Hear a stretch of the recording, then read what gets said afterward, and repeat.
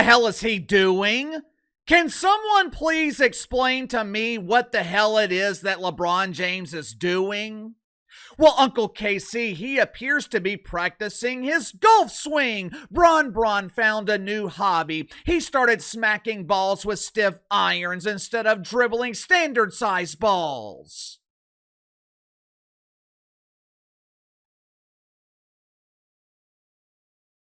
I practice my golf swing too. At the driving range, sometimes I will stand in my living room with Oreo barking at me and take a few pretend practice swings. But you know when I'm not practicing my golf swing?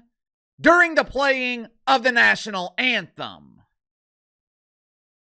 Look, LeBron James is no dummy. He's an attention seeker. He's egotistical enough to believe that he was the inspiration for the title of Tupac's classic double album from the mid-90s, All Eyes on Me. He's one of the greatest players, not the greatest, and it's not even close, but LeBron James is one of the greatest players in the history of the NBA. There are a lot of ways that you can describe LeBron James, but dummy is not one of them. Christmas Day.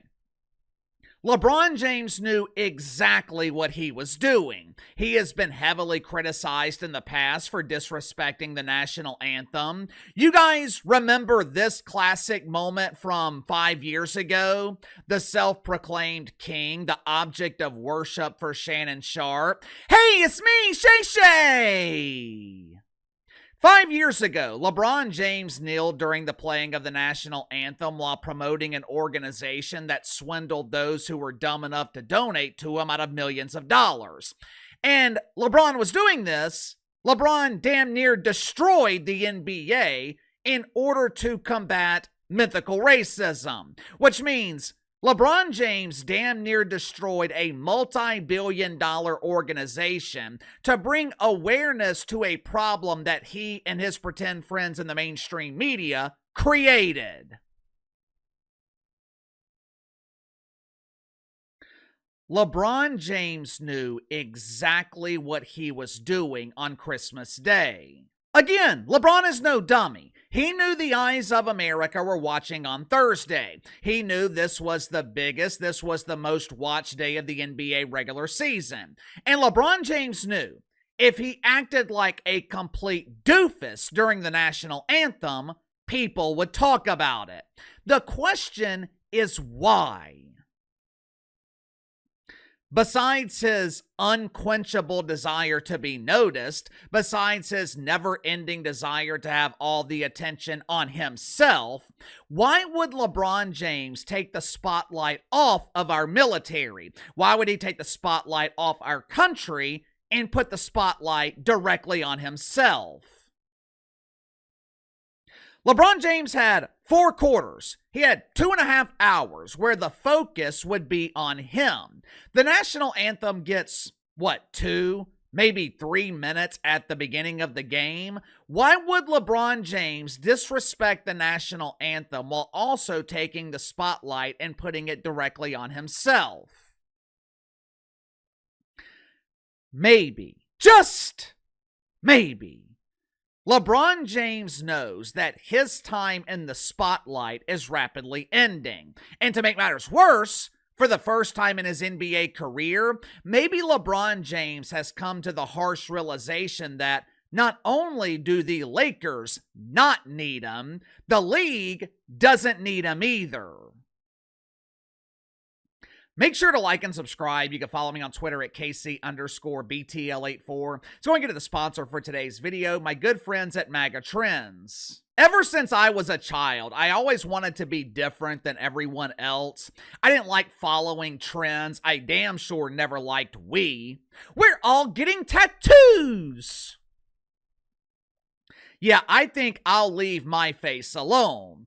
I've always liked to own things that most people don't own. The Sublime vinyl back there, the Sublime vinyl record that you see behind me, one of the reasons I bought it from a street vendor in Nashville, besides the fact that I like Sublime, I've never seen anyone else who had one. And that's the idea behind the exclusive Black Label MAGA boots from MAGA Trends.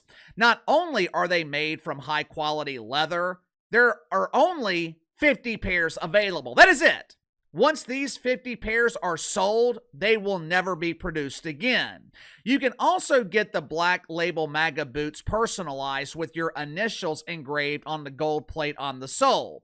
Each pair is individually numbered and made exclusively for you. Or it could make the perfect gift for the collector in your family who also supports the Trumper.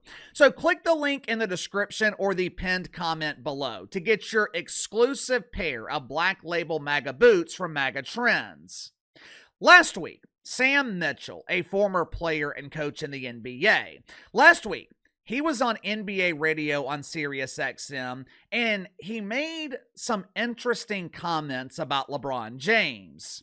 What LeBron doesn't seem to understand, he's not the man anymore. He's not the number one option. Hell, he's not even the second option. At this stage of his career, if you put the self-proclaimed king on a chessboard, he would barely be a pawn. This dude wouldn't be the number one option on the Washington Wizards. The problem is, this reality hasn't sunk in yet for LeBron James. Sam Mitchell is partially right. On the Lakers, LeBron is the third option. Everyone knows this is Luka Doncic's team. Opponents damn sure know it's Luka's team because the Lakers are horrendous defensively. If you put LeBron in Dallas, he'd be the third option behind Cooper Flagg and Anthony Davis. Of course, that's assuming Anthony Davis is actually playing, which he rarely does. But even on a team like the Pelicans, LeBron James would not be the guy. But where I disagree with Sam Mitchell, I don't think LeBron is oblivious to the fact that he is no longer the centerpiece. Matter of fact, I don't think he's oblivious to the fact that he is no longer the face of the league. Again, LeBron James is no dummy. Dude is smart. This is not a case where everyone else sees it and LeBron has his head buried in his ass. But just because LeBron knows he's not the guy, that doesn't mean he's ready to accept it. And look, it's understandable. This has got to be incredibly difficult for LeBron James. This dude has been in the spotlight since he was 16 years old. For the last 25 years, which is over half of his life, LeBron James has been the centerpiece, the star. Everything has been built around him and what he needs. His face is on the promotions. He's been the most important player in the league. And now you got two young white dudes who are taking his spot. Luka is the star in Los Angeles. Cooper Flagg is well on his way to being the face of the NBA. To make matters worse, and I think this could be the harshest reality for LeBron James, most people seem to be ready for him to go. Most people are ready for LeBron to retire. Hell, it seems like JJ Redick is ready for LeBron to retire. After the Lakers were humiliated on Christmas Day, JJ Redick unleashed a tirade. He torched his team publicly. He criticized their lack of effort, especially defensively. JJ Redick refused to name names, but there's been a lot of speculation that one of the players that JJ Redick was upset with was LeBron James. The Lakers were playing well at the beginning of the season while LeBron was out nursing his bruised caboose. Once he came back into the lineup, the chemistry was off. The Lakers started to struggle. Well, Casey, that's not true. The Lakers bounced back last night. LeBron had a huge game.